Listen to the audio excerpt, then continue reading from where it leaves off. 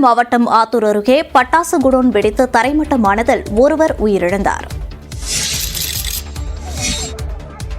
சேலம் மாவட்டம் ஆத்தூர் அருகே பட்டாசு குடோன் வெடித்து தரைமட்டமானதில் தொழிலாளி உடல் சிதறி உயிரிழந்தது சோகத்தை ஏற்படுத்தியது.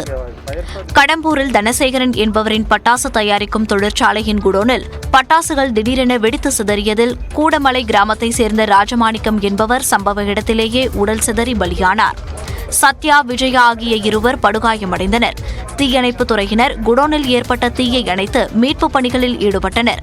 உயிரிழந்த ராஜமாணிக்கத்தின் உடலின் சில பகுதிகள் பிரேத பரிசோதனைக்கு அனுப்பப்பட்ட நிலையில் காயமடைந்த 2 மகளிரும் ஆத்தூர் அரசு மருத்துவமனையில் சிகிச்சை பெற்று வருகின்றனர். ஆலை இயங்க உரிய அனுமதி பெற்றுள்ள நிலையில் வெடிவிபத்து குறித்து போலீசார் வழக்கு பதிவு செய்து விசாரணை மேற்கொண்டுள்ளனர்.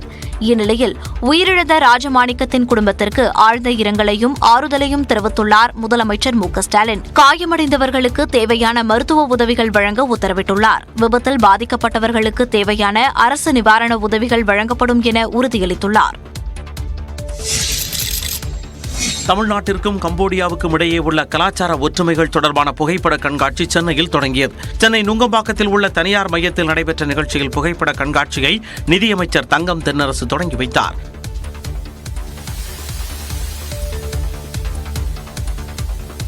இந்நிகழ்ச்சியில் வருவாய்த்துறை அதிகாரி செரின் சோமிதரன் கலந்து கொண்டார். தொடர்ந்து நியூஸ் 18ற்கு அவர் அளித்த பேட்டியில் தமிழ்நாட்டிற்கும் கம்போடியாவுக்கும் இடையே 2000 ஆண்டுகால வணிக தொடர்பு இருப்பதாக குறிப்பிட்டார். தமிழ் பிராமி எழுத்துக்கள் இருக்கிற பானை ஓடுகள் நம்ம அங்கே கம்போடியாவில், தாய்லாந்துலலாம் எடுத்திருக்கோம். 2000 வருஷத்துக்கு முதல் நூற்றாண்டில், 2ஆம் நூற்றாண்டில் இருக்கிற பானை ஓடுகள் நமக்கு கிடைச்சிருக்கு.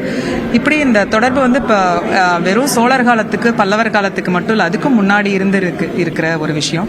கம்போடியா கோவில்களில் உள்ள சிலைகளுக்கும் தமிழ்நாட்டு ஆலயங்களில் உள்ள சிலைகளுக்கும் வடிவமைப்புகள் ஒத்துப்போவதாகவும் செரின் சோமிதரன் தெரிவித்தார்.